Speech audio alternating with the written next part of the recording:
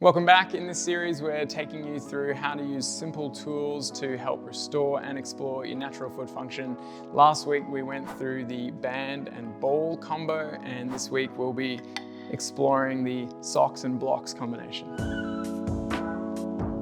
First up, we're going to use this balled up pair of socks that we got from Kmart, just a normal pair of athletic socks, although they do have extra cushioning apparently. We're going to use that just like a hacky sack. And we're going to start with some picks. So we're trying to pick the socks up with our toes. And a lot of this is actually to do with the amount of flexion that we get in the toes, so how much we can crunch like that. But it's also good to try and practice your active toe splay with that to pick them up and then drop. And so you could be doing multiple on one side while you stand on one leg if you can. You can use a wall for balance at first if you need to, and you could also be alternating like this. And then the next progression from here would be to start getting some pick and grabs where we're picking up with our toes and then grabbing it with our hand like that, or at least trying to. So there's a few different patterns that you can do there. You got the high knee like that. You want to be doing both sides. Again, you could use a wall for balance as you need to.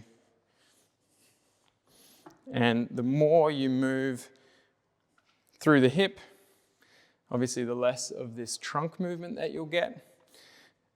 So if you can try and keep your trunk nice and neutral and only bend as much as you really need to, that'll get more work through the hip, which is great, but obviously over time you can improve that. Then you could go straight or straight-ish, and that's much more of a challenge for the hip flexors and also your flexibility. But even if you are just trying your best to move there, even if you don't grab it, just do the action. Then you can also get into some hip rotation to either side. You may already attempt to pick up your socks like this off the ground sometimes. I know I do around the house. If you don't already do this, this is a great skill to unlock from a sort of functional around the house point of view, but also just from that active hip mobility and balance and toe dexterity point of view. As an even more challenging progression, if you're feeling a bit adventurous, you can go for a pick and flick in all of those same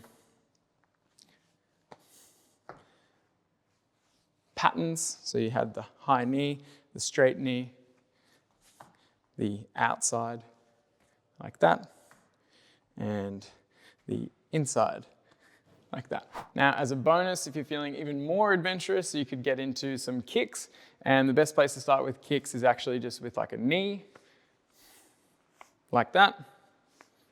You could try and do that on one side, or balancing on one leg rather, for more of a balance challenge. You could try and go knee, knee like that. And you could also step it up and drop it down to your foot and kick it back up. So that definitely takes a lot of foot-eye coordination. So that could get frustrating, but build up to that over time for a bit of extra fun. Okay, so now we're gonna get the blocks out, and we're gonna use these to help train our balance or challenge our balance even more. So we're gonna use these very similarly to the way we use our SoleMate. And so obviously you could actually just be standing on the two like that. That'll be very easy. They just give you a good platform to be on. Over time you could narrow your stance, which would make it harder, and eventually you could split your stance. So we'll just start our demo in split stance like this. So you have one foot on each block, and you could be doing all of those same progressions that we've explored in previous videos, where you're looking around with your eyes, with your head, closing your eyes, or you could use your socks to sort of throw and catch like so. You could go higher and higher to make it harder, or you could go wider and wider. And if you're following the socks with your eyes and head, that will be a really great way to challenge our visual and vestibular system, which are part of our balance systems in this task-based, play-based way. But it might just start with really simple throw catch like that. Now, over time, to increase the challenge, you could narrow the blocks like so.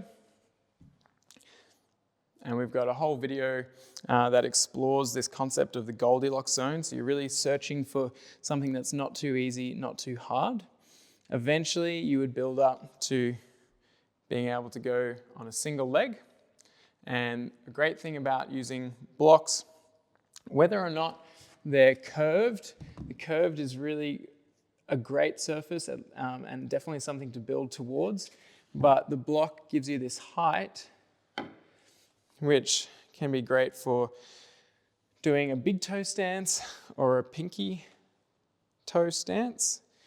And that will train and activate different muscles in your foot and your leg in order to maintain that stance. So if you're trying to keep that big toe only on and lift all the other toes off, you'll feel that that's a different kind of activation in your foot and leg, and an even bigger balance challenge. And again, same thing with the pinky toe stance. That will activate different areas as well. And again, you could be doing all the same progressions with the eye movements, head movements, or the throwing and catching. And you could get creative, similar to what we were just doing. Depending on what stance you're in, you could be doing stuff like that. And then the last one to show you is a ninja stance, which is just a 4-foot stance, heels hovering off the ground. Again, this is really handy for the block providing the step up, like so.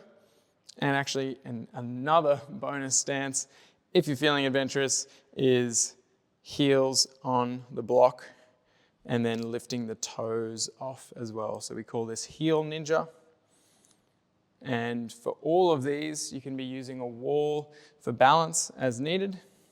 The heel ninja you'll find is quite a unique challenge to the balance, so definitely give that some time and spend some time using the wall for assistance. And over time, you can build up to doing that without any assistance. And then eventually, like I said, going to the domed surface of like a handrail beam like that, or the SoleMate, which has that same kind of domed surface and can perform that same function. Gives that really nice splay to the foot, to the metatarsal heads, helping us build our transverse arch and adding that greater challenge to the ankle stability. Same kind of thing on here. Okay, and an extra challenge to combine all of that is something we call the compass reach. So let's say you do get to single leg stance, and maybe that's on the flat surface first. Then we're combining our toe dexterity with the socks, picking up the socks, reaching as far forward as we can in the north direction, placing it, standing back up, reaching to grab, and then doing the same thing in the east direction. I've got a couple of barriers here. Probably best not to have those when you're practicing these.